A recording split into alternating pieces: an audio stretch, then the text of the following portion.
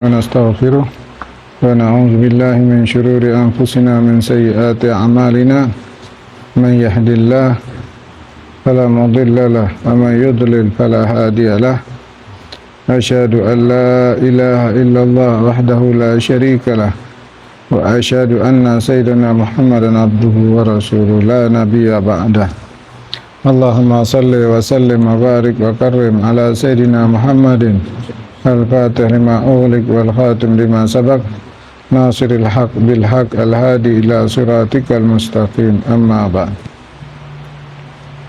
Ya. Tadi yang minggu lalu kita bahas, masih ingat ya? Yang pertama yaitu apapun yang datang kepada seseorang dengan hati yang buruk, maka yang akan dia lakukan adalah keburukan. Jelas. Ya, apapun yang datang dari nikmat-nikmat Allah yang Allah berikan kepada dia, dia akan gunakan untuk keburukan. Atau kenikmatan itu malah melalaikannya dari Allah. Dan kenikmatan itu menjauhkannya dari Allah. Disebabkan apa? Karena keburukan hati dia. Yes. Orang yang dahulunya taat, bagus ibadahnya, zikirnya bagus, ya kan, akhlaknya bagus. Begitu Allah beri nikmat, andaikan Allah berikan kekayaan, udah ibadahnya rusak, zikirnya rusak. Yang dulu orang santun jadi sombong. Rusak. Jelas. Ya, atau Allah kasihkan jabatan sama dia. Karena kerusakan hati dia, rusak akhirnya. Jadi apapun yang datang kepada seseorang yang kondisi hatinya buruk, maka yang akan lahir dari kenikmatan itu keburukan juga. Nah, oleh karena itu Imam Ibn Athaillah mengatakan, tasyawwufuka ila ma batana minal uyub, ma batana fika minal uyub khairun min tasyawwufika ila ma hujiba anka minal ghuyub. Perhatian engkau kepada sesuatu yang tersembunyi, yaitu aib yang ada di diri kamu, sifat-sifat tercela yang ada di diri kamu, itu lebih baik daripada engkau berusaha terbukanya hijab darimu. Jelas? Ya? Nah, jadi apapun amalan kita, yang terbaik bagi orang yang masih ada sifat-sifat tercela, yaitu bagaimana sifat tercela itu hilang dari dia. Nah, jelas ya? Nah, maka dikatakan istiqamah, yang Allah perintahkan kamu untuk istiqamah. Itu yang Allah tuntut, yang kita inginkan karamah. Jelas? Yang Allah tuntut kepada kita istiqamah. Nah, tapi yang nafsu kita mau apa? Karamah. Maka istiqamah lebih baik daripada alfi karamah. Apa sebabnya? Karena istiqamah Allah tuntut, yang Allah tuntut kepadamu. Dan karamah itu keinginanmu. Yang Allah tuntut kepadamu dengan keinginanmu, pasti yang Allah tuntut kepadamu lebih baik. Paham tak maksudnya? Dan karamah ini keinginan kita, syahwat kita. Istiqamah ini tuntutan Allah, keinginan kita. Dengan tuntutan Allah, mana yang lebih baik? Maka istiqamah itu lebih baik daripada 1000 kekeramatan. Jelas? Bisa paham maksudnya kan? Nah, di sini banyak orang tertipu. Dia sibuk mencari karamah, mencari ini, enggak. Yang Allah tuntut istiqamah, fokus sama istiqamah. Jelas?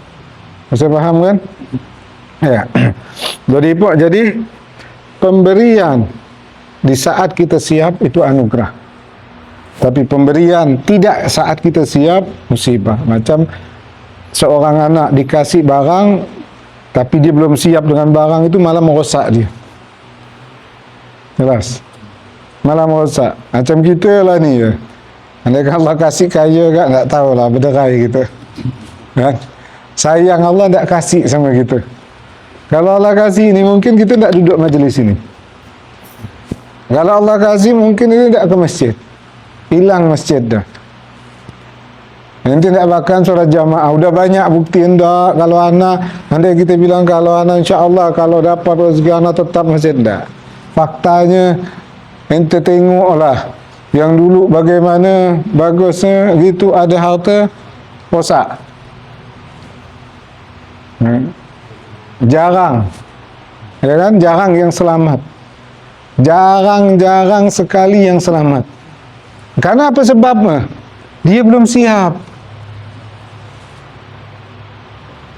Dia belum siap. Sifat hatinya masih belum siap. Maka itu merusak dia.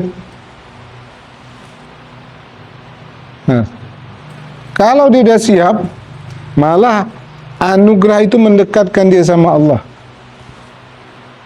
Dikasih Allah harta, makin banyak sedekahnya, makin banyak beramal, makin banyak ibadahnya, naikkan orang haji, naikkan orang umrah, makin bagus. Tapi ini jarang mana cari. Mana cari? Mana cari 1.100.000 orang macam gitu. Yang lainnya sesat. Kena harta sesat, kena jabatan sesat. Kenapa? Karena dia memang belum siap. Dosa orang di jauh kita je ni. Kita je ni. Kalau Allah kasih harta, tak 100 miliar Allah kasih, tak akan hadir majlis. Masjid pun tak ada. Ya. Lupa sudah. Jadi kita tak dikasih Allah, kita bersyukur sebenarnya. Bersyukur sama Allah. Kita minta sama Allah harta, Allah tak kasih, bersyukur sebenarnya. Mungkin kalau Allah kasih, kita tak ada di sini. Tak ada di sini kita. Allah kasih jabatan, kita tak ada di sini. Dunia kita dah beda. Mas. Nikmat itu yang benar-benar nikmat ketika Allah berikan kenikmatan itu di saat kita siap. Oh, itu nikmat betul. Di saat kita siap. Hati kita bersih, hati kita bagus, Allah kasih kenikmatan, itu betul-betul nikmat. Tapi mana mencari orang yang betul-betul hatinya bersih? Jelas ya. Jadi jangan ngotot sama Allah. Kita minta apapun serah sama Allah. Andaikan kita minta usaha lancar, tak ada lancar-lancar, jangan kita sedih, jangan ngotot. Itu mungkin baik untuk kita. Kita minta harta, hidup susah, jangan ngotot sama Allah. Allah tahu yang terbaik untuk kita. Kalau tak, jauh kita. Contoh tu dah banyak, bukan 1-2 contoh. Udah penuh dah depan mata kita contoh.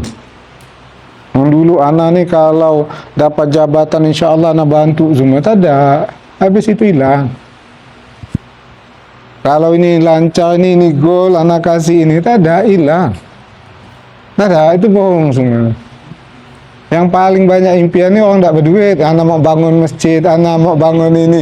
Itu memang bersyukur kita tak ada duit. Banyak niat baik. Kalau ada duit, tak terfikir mau wakafkan, mau bangun masjid, tak terfikir. Hilang dah. Ya. Kita ni yang tak berduit masih banyak niat baik. Kalau orang kaya. Orang kaya tak ada dah, hilang dah. Nah, jangan sampai dapat duit kita kacau lagi. Bas. Jadi bersyukur sama Allah apapun yang Allah tetapkan sama kita. Jangan pernah kita mengingkari ketetapan Allah, itu yang terbaik untuk kita. Sangat itu yang paling baik untuk kita. Allah beri susah-susah, itu yang paling baik. Allah beri ini, itulah yang paling baik. Jangan kita protes, jangan kita tuntut apapun, Allah lebih tahu. Kita tak tahu apa-apa. Jelas ya? Ya. Jadi apapun yang datang kepada seseorang dalam kondisi hatinya buruk, itu musibah. Jangan kita tak kejut, orang gitu bagus di masjid, dia dapat harta rosak, tak usah heran. Jangankan orang, kita pun sama. Nanti anak kasih gambaran, ada orang ni punya hati buruk, lalu dapat harta, pikiran kita hancur lah ni, kata orang. Atau dia dapat jabatan, Orang ni dendam, iri, dengki, lalu dapat jabatan. Pikiran kita apa? Hancur ni sama jabatan ni, jadi zalim ni. Kita tak ingkar, padahal kondisi hati kita seperti itu sebenarnya. Cuma tak ada kesempatan tak? Tak ada kesempatan kaya, tak ada kesempatan dari jabatan. Kalaupun ada, sama sebenarnya. Jelas ya? Jadi, perhatian kamu atau usaha kamu mencari kekurangan, aib yang ada di diri kamu, itu jauh lebih baik daripada kamu ingin menyingkap tabir ghaib. Kita masuk yang kedua. Baca, ukhruj. Ini masih selanjutnya. Ukhruj min al-syariyatika an kulli wasf. Halaman berapa itu? 42 kan? Halaman 41. Enggak, hikam apa 41? Hikam 42. 42. Hikam 42 terus. Ukhruj min al-fafi basyariyatika an kulli wasfin munaqidin li'ubudiyatika litakuna nida'il haqqi mujiban wa min hadratihi qariban. Ya, terus. Keluarlah dari sifat-sifat kemanusiaanmu, yakni yang jelek dan rendah, ialah semua sifat yang menyalahi kehambaanmu, supaya mudah bagimu untuk menyambut panggilan Allah dan mendekat kepada-Nya. Ya. Di antaranya juga tadi yang sebut ni, yang kedua, di antaranya sifat-sifat tercela ini yang menyebabkan kita sulit menjawab panggilan Allah, dekat sama Allah. Ini yang jadi penghalang. Jelas. Maka dikatakan Imam Ibn Athaillah, ukhruj min awsafil basyariyati, keluarlah engkau dari sifat-sifat kemanusiaan engkau, an kulli wasfin munaqisin li'ubudiyah, dari tiap-tiap sifat yang bertentangan dengan kehambaan, litakunu lidida'il haqqi mujiban wa min hadratihi qariban, agar engkau bisa menyahut panggilan Tuhanmu dan bisa dekat kepada hadrat Allah. Bersihkan hati kita, keluar dari sifat-sifat kemanusiaan yang bertentangan dengan sifat kehambaan. Apabila kamu bisa seperti itu, maka akan mudah bagi kamu menjawab panggilan Allah dan membuat kamu dekat kepada Allah. Ya. Jadi yang menyebabkan kita sulit menjawab panggilan Allah, jauh dari Allah, karena sifat-sifat basyariah kita, sifat kemanusiaan kita yang bertentangan dengan sifat kehambaan. Dan kita ni hamba Allah, kita mengakui hamba Allah, bahawa kita ni hamba Allah, tapi kita tidak pernah memperhatikan apa sebenarnya yang dilakukan seorang hamba itu. Kita tidak peduli, tidak pernah memperhatikan. Terkadang banyak sifat-sifat yang menghalanginya. Jadi maksud di sini, maksudnya halli galbak an sifatil mazmumah al-bahimiyah was-sabu'iyah wasyaitaniyah warabbaniyah wa halliha bi sifatil ubudiyah yukshaf lakal hijab allazi fik fatarallahu akbar wa azhar kulli syai. Bersihkan hati engkau dari sifat-sifat tercelah. Ya? Bersihkan hati engkau dari sifat-sifat tercelah, baik itu sifat kebinatangan, atau sifat kebuasan, atau sifat syaitaniyah, setan, atau sifat ketuhanan. Kamu bersihkan ini dari dalam hati kamu, karena inilah yang menjadi penghalang kamu musyahadah kepada Allah. Inilah yang menyebabkan kamu lupa kepada Allah. Pernah dengar tak sifat-sifat ini? Ya, ada sifat kebinatangan, sifat kebuasan, sifat syaitan, sifat ketuhanan. Empat sifat ini ini yang menjadi penghalang kita lalai kepada Allah. Lalu hiasilah hati dengan sifat-sifat kehambaan. Kamu hilangkan empat sifat ini, lalu hiasi hati kamu dengan sifat kehambaan, niscaya Allah buka dinding atau penghijab yang ada pada diri kamu, sehingga engkau melihat Allah itu maha besar, dan engkau nampak Allah dari segala sisi lebih terang. Dengan hati kita itu nampak, menyaksikan bahawa Allah melihat kita, Allah menyaksikan kita. Jelas? Jadi dinding yang ada pada diri kita selama selama hijab ini tidak kita hilangkan, ya, dari diri kita, apapun yang kita pelajari, dan kita belajar macam gini, tetap kita tak bisa musyahadah kepada Allah, kita tak bisa khusyuk kepada Allah. Walaupun kita belajar, tapi sifat-sifat tercelah ini ada, sifat syaitaniyah, sifat kebinatangan, sifat kebuasan, sifat syaitan, sifat ketuhanan masih ada pada diri kita. Belajar ini tak ada. Jelas? Jadi ini masih hubungan yang tadi kita jelaskan. Makanya yang paling utama, yang engkau dahulukan, menghilangkan aib diri kamu dulu. Karena itu jadi penghalangnya.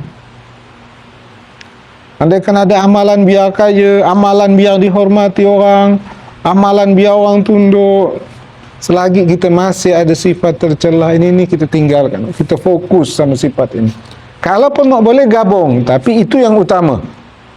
Ya. Bahkan amalan bisa masuk surga nanti dulu. Bersihkan tak lu? Minta kepada Allah amalan membersihkan hati. Kalau hati bersih, masuk ke surga.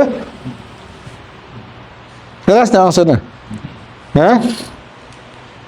Jadi kalau masih ada sifat tercela dalam diri kita, maka cari amalan untuk menghilangkan sifat ini. Fokus kita ke sana. Karena kalau masih ada ini, belajar, semua ibadah tak. Kita solat, lalai sama Allah. Kita zikir, lalai sama Allah. Kita baca Al-Quran, lalai sama Allah. Walaupun kita belajar bertahun-tahun. Karena ilmu itu yang tadi Ana bilang, ilmu yang datang itu terhalang dengan kekotoran diri. Jelas? Terhalang, terhijab. Bahkan bisa mudarat. Mudaratnya gini, gitu belajar udah merasa paling bagus daripada orang. Gitu ibadah merasa udah paling suci daripada orang. Padahal ibadah ni, belajar. Nengok orang tak belajar, dia ni tak kenal. Nengok dia dah paling besar. Karena kekotoran diri kita. Jadi terhalang ilmu tersebut. Maka yang utama, fokus. Mau cari amalan, amalan itu. Mau doa, doa itu yang utama. Kalau dah kita doa itu, mau doa lain silakan. Tapi selagi kita ada penyakit-penyakit hati itu, maka yang paling utama kita minta sama Allah, Allah bersihkan itu. Ya. Jadi kita lahir di dunia ini, seorang manusia yang dilahir di dunia ini disertai dengan 4 sifat. Semua orang ada. Setiap manusia yang lahir ada 4 sifat ini. Sifat kebinatangan, kebuasan, sifat syaitan, dan sifat ketuhanan. Ini ada semua orang. Apa sifat bahimia itu? Sifat macam apa sifat binatang itu apa? Kagada isyahwah al-batni wal farj.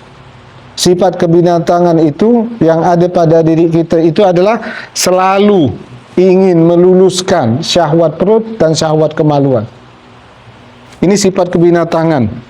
Yang jadi prioritas dia makan dan kawin. Binatang kan itu. Binatang apa yang dia jadi? Makan, kawin. Ini sifat kebinatangan kita. Pikiran dia hanya makan, kawin, tak ada lain. Hidup dia untuk makan dan kawin. Atau makan perempuan. Itu hidup dia. Itu sifat kebinatangan. Dan sifat inilah yang mencegah kita untuk ingat kepada Allah. Dan sifat inilah yang membuat kita lalai kepada Allah. Makan, kawin. Hidup untuk makan, untuk kawin. Tak ada lain. Dia kerja untuk makan sama kawin. Apa yang dilakukan untuk makan, untuk kawin. Binatang macam gitu tak? Nah, Binatang kan, kucing, apa kerja? Cari makan, kawin, itu kerja.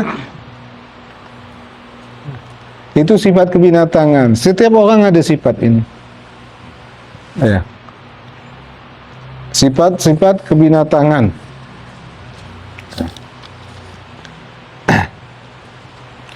Jadi sifat inilah yang membuat kita tidak bisa benar-benar dalam beribadah kepada Allah. Agi solat yang dipikirkan makan apa ya habis ini ya. Ya kan? Agi solat ni bukan lagi apa, agi solat tengah solat. Terbayangkan tengah solat yang dipikirkan lauk apa ya? Makan apa ya? Makan di mana yang nyaman ya? Agi solat, tengah solat. Ini yang merosak pikiran kita. Ya kan? Jelas. Ini yang menjadi penghalang, membuat kita lalai, membuat kita lupa, ibadah kita tidak benar.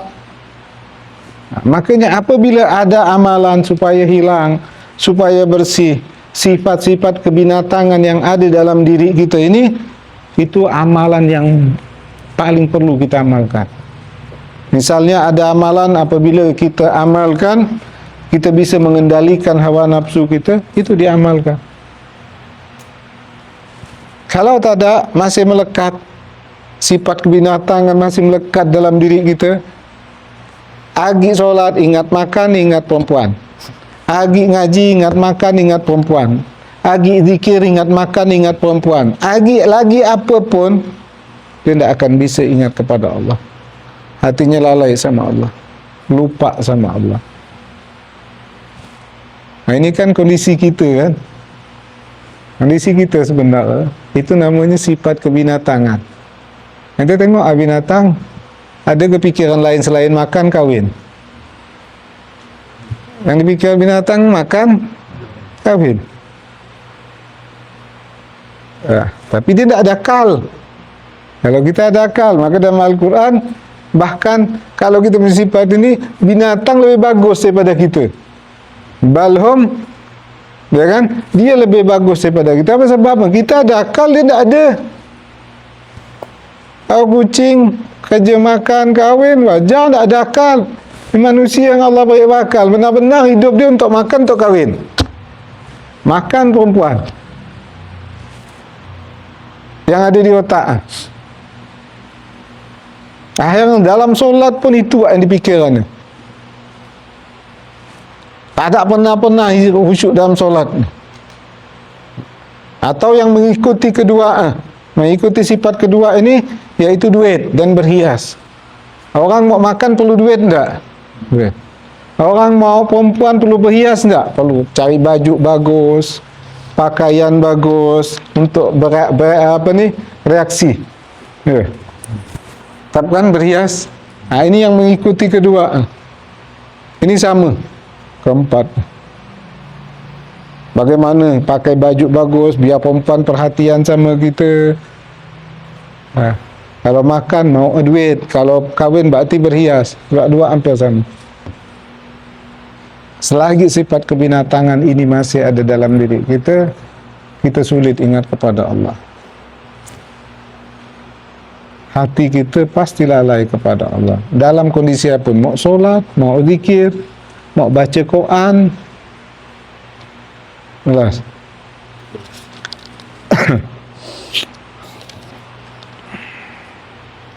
Terus yang kedua, sifat kepuasan. Sifat kepuasan ini kal ghadab, seperti marah. Sikit-sikit marah, sikit-sikit ngamuk, buas. Orang yang seperti ini terdinding, tidak akan bisa musyahadah kepada Allah. Nanti tengok kalau binatang buas gimana, itu sentuh ngamuk dia. Itu sifat binatangan, kebuasan memang. Maka Nabi ketika satu orang datang kepada Nabi, "Ausini ya Rasulullah, beri aku wasiat." Apa kata Nabi? "La taghdab, jangan engkau marah." Minta lagi sama Nabi, tambah lagi ya Rasulullah, kata Nabi jangan marah. Nanya lagi Nabi, dia minta wasiat tambahan lagi, kata Nabi jangan marah. Berulang-ulang Nabi nak wasiatkan dia, minta tambahan, kata Nabi jangan marah. Memang dia bermasalah di marah, ini yang menjadi hijab dia. Ini kalau murabi macam Rasulullah, dia tahu ini permasalahan, dia marah, dia minta amalan apa, wasiat apa, kata Nabi, jangan marah. Tanya lagi, jangan marah. Tanya lagi, jangan marah. Karena problem dia di sana. Yes. Kalau untuk kita sekarang ini yang bisa ngoreksi diri kita sendiri.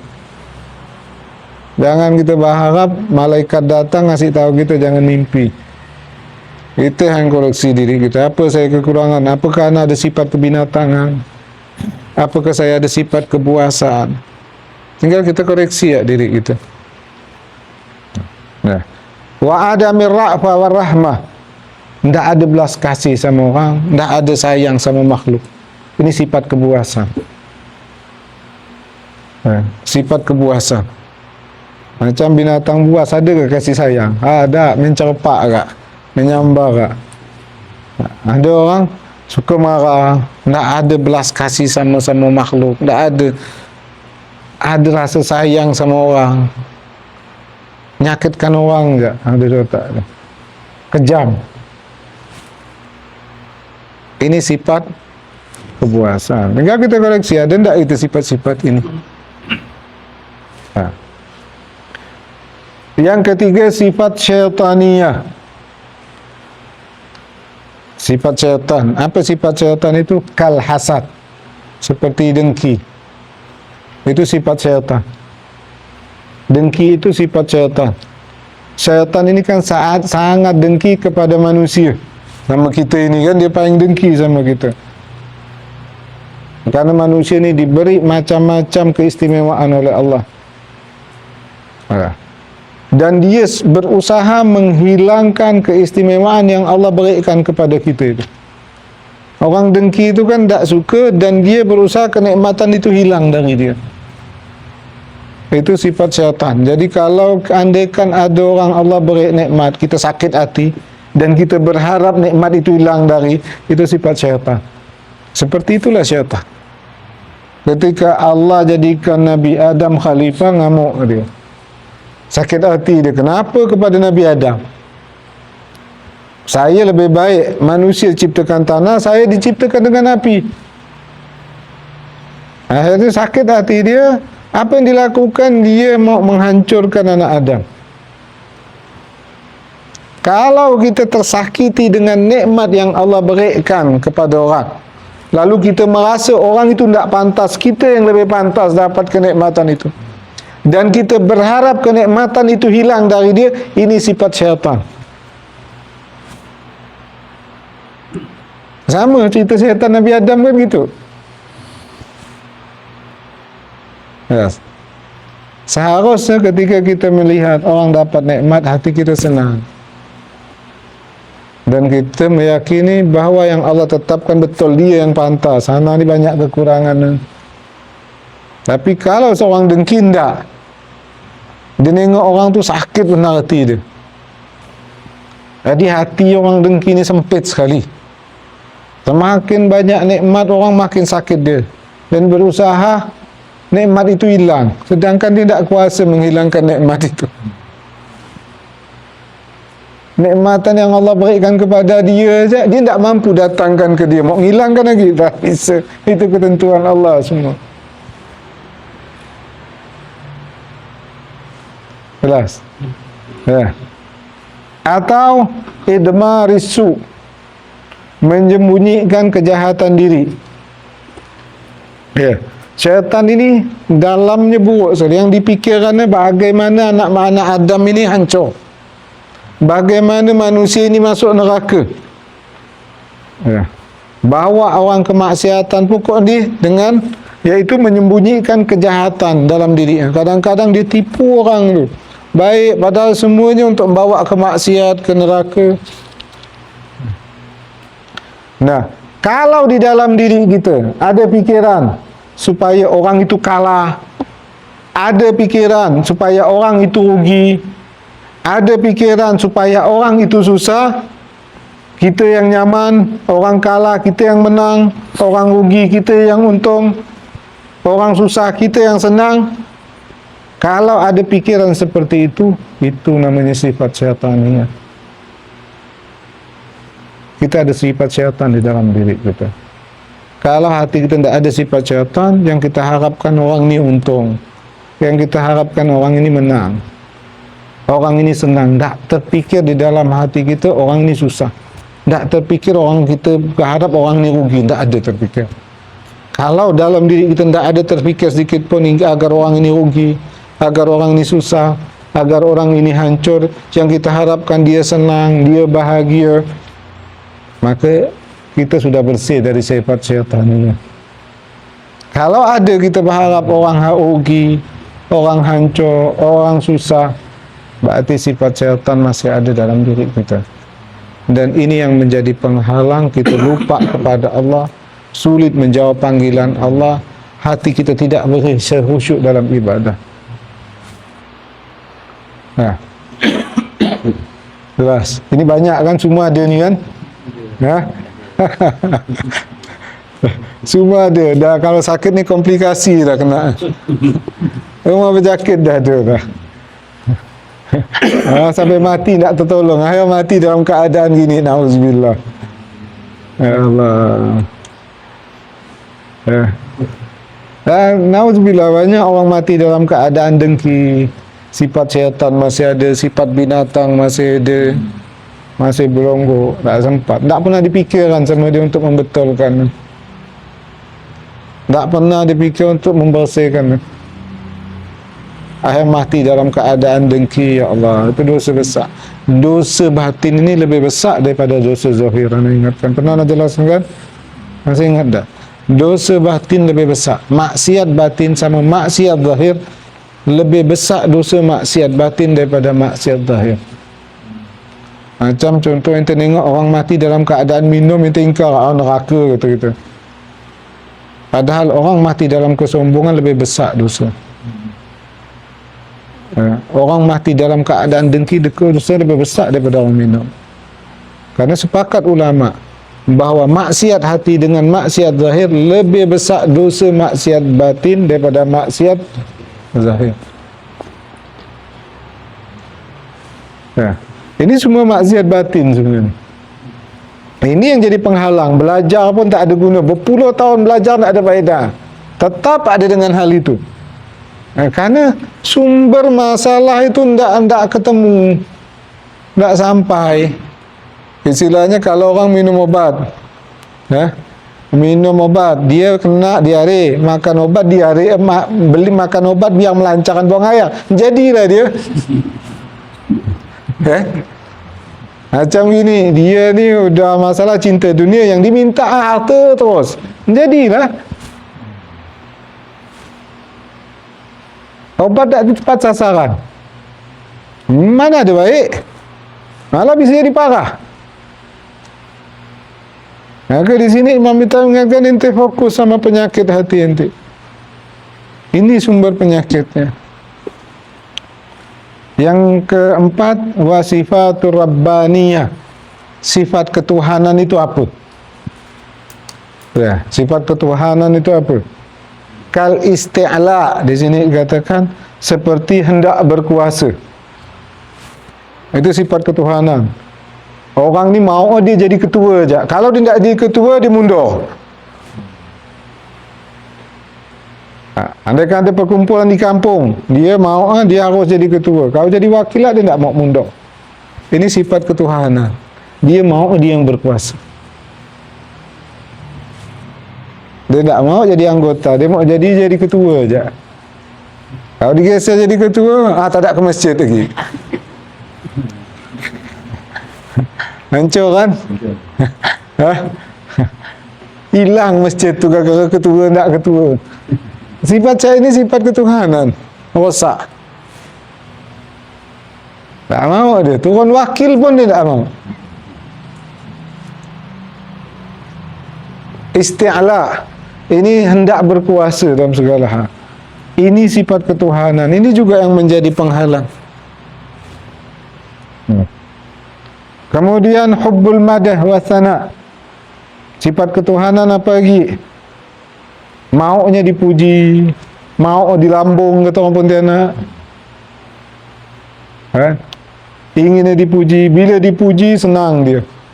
Udah senang hatinya. Dia berharap dipuji, dilambung sama orang. Kalau ini ada dalam diri kita, ini sifat ketuhanan. Allah senang tak dipuji? Hah? Allah senang tak dipuji? Ya, itu sifat ketuhanan.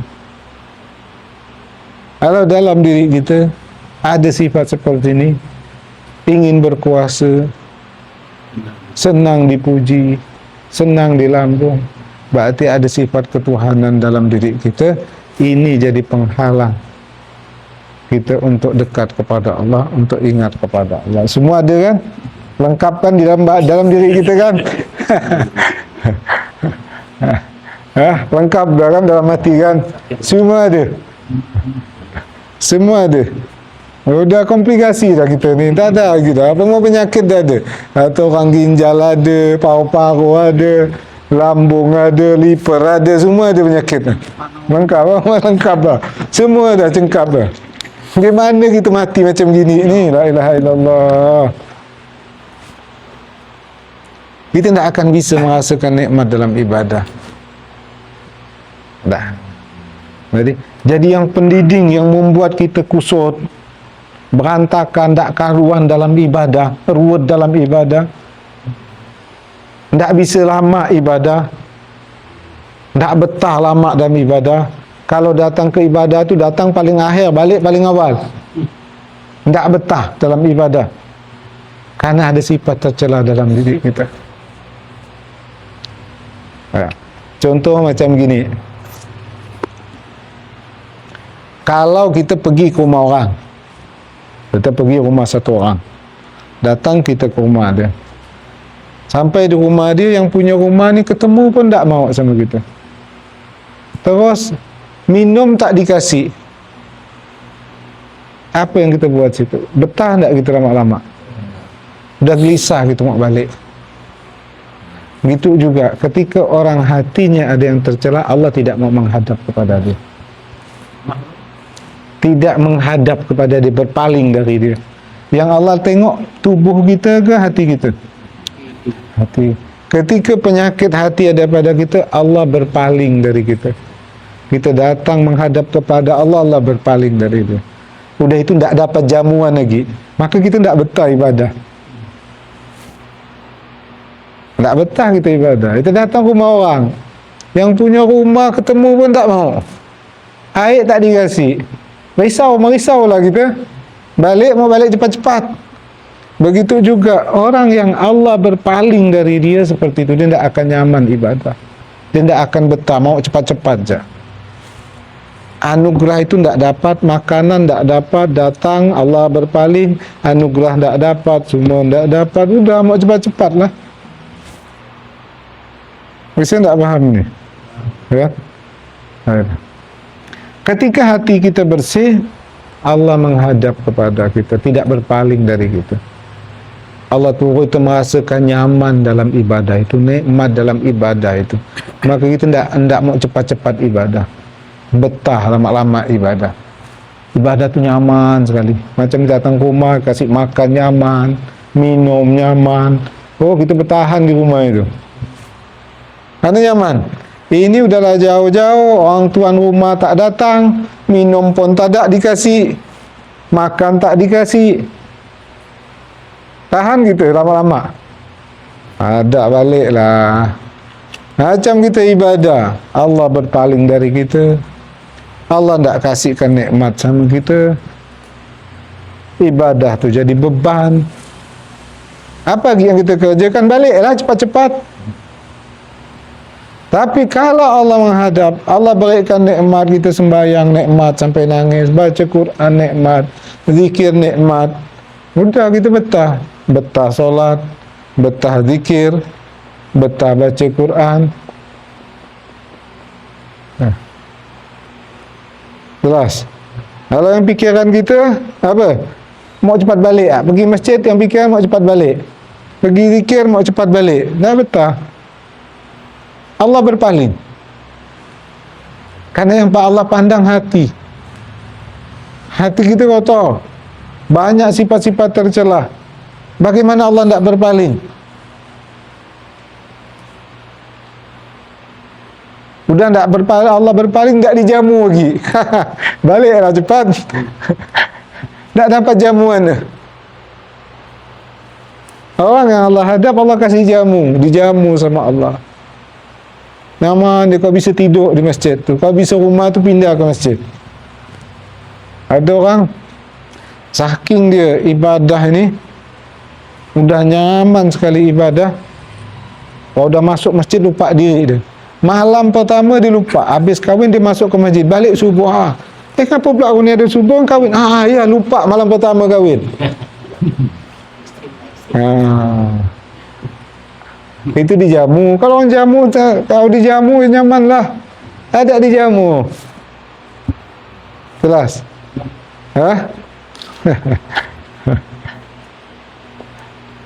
Itu semua beribadah di masjid, di majlis taklim tak betah. Tak betah, berzikir tak betah. Karena yang punya rumah tak mau bertemu. Dan tidak dijamu. Udah tak bertemu, tak dijamu lagi. Tak sakit hati. Udah tak mau bertemu, tidak dijamu. Mana yang betul? Dia masuk rumah orang yang rumah tak ada mau temu, tak ada dikasih air pun tak dikasih segelas. Paling dia tahu, udahlah jalan naklah, tak ada guna di sini. Jadi kalau urusan kebaikan pasti dia mau cepat-cepat selesai. Macam tak sanggup dia masa lama-lama dalam kebaikan itu. Karena Allah berpaling.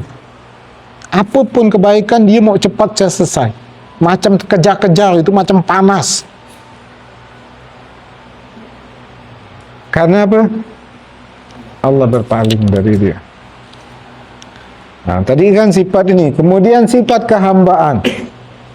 Sifat kehambaan itu yang mesti ada pada diri kita. Seperti apa sifat kehambaan? Yang pertama, taat. Ini sifat seorang hamba. Nah, seorang hamba itu mesti taat kepada tuannya, kan? Betul tak? Seorang hamba mesti taat kepada tuannya. Maka seorang hamba Allah mesti taat kepada Allah, taat dengan hukum Allah. Ini sifat seorang hamba. Orang yang ada sifat ini dia sulit menjadi seorang hamba, maka sulit bagi dia untuk taat kepada Allah. Maka bersihkan dulu sifat-sifat ini, maka hiasi hati dengan sifat kehambaan. Kemudian sifat hamba lagi apa? Tawadhu, rendah hati. Itu sifat seorang hamba. Kalau dia masa seorang hamba, dia akan rendah hati. Istilahnya begini, ada ke orang ni istilahnya, orang yang pegawai atau apa pun dia besar hati, padahal dia kerja, digaji. Tak ada, kan? Kalau seorang dia merasa dia seorang hamba, dia akan rendah hati. Dia akan tawadhu. Itu sifat seorang hamba. Seorang hamba tidak akan sombong. Kalau ada kesombongan dalam diri kita, sifat kehambaan kita tidak ada. Tak mungkin kan ada satu orang pekerja karyawan ini bos, dia nyombong sama bos. Orang bekerja tetap dia rendah hati. Seorang hamba kepada Tuhannya dia akan rendah hati. Kalau tidak rendah hati, sifat kehambaan kita tidak ada. Rusak sifat kehambaan kita. Tidak taat, berarti sifat kehambaan kita bermasalah. Sumbernya dari mana sifat-sifat tercela itu? Jelas? Ya. Kemudian seorang hamba itu ikhlas. Dia memang melakukan untuk tuannya. Betul, berarti dia hamba yang baik. Dia berbuat untuk tuannya. Itu seorang hamba. Dia hanya mengabdi untuk tuannya. Kalau ada tujuan yang lain, berarti si hamba ini orang bermasalah. Kalau dia seorang hamba, dia hanya mengabdi kepada tuannya, ya. Dia hanya melakukan untuk tuannya. Nah, jelas dah masuk azan ni. Dah cukup. Ya. Baca lagi, tutup al-hikam tadi. Nutup, baca lagi biar faham tadi. Ulang lagi. Bismillahirrahmanirrahim. ukhud min awsafi basyariyatika an kulli wasfin munakidin li ubudiyatik takuna linahil haqqi mujiban wa min hadratihi muridan. Ya, terus. Bersihkanlah dirimu dari sifat liar manusia, Kemanusiaan, kemanusiaan yang bertentangan dengan sifat kehambaan, jelas. agar Agar. engkau mampu menyambut dan mendekat kepada Allah. Ya, agar kamu mampu menyambut panggilan Allah dan dekat kepada Allah. Ya, sifat kemanusiaan yang bertentangan dengan kehambaan. Jelasin. Apa sifatnya? Kebinatangan, kebuasan, syaitan, ketuhanan. Semua ada, lengkap dah. Sempurna dah. Subhanakallahumma bihamdika asyhadu an la ilaha illa anta astaghfiruka wa atubu ilaik.